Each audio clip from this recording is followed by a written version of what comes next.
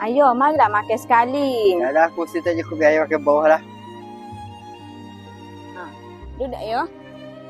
Ayo, orang bikin adik-beradik ni nak beli meja ni kaya. Saya suka tak?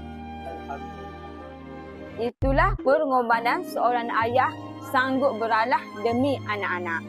Jangan biarkan ayah makan atas latar lagi. Mei sini, Kak Ji nak tunjuk meja makan nak bagi dengan harga special. Ni meja makan, kalau Kak Ji kata nak belanja tadi. Dengan harga RM9.99 sahaja daripada harga RM980.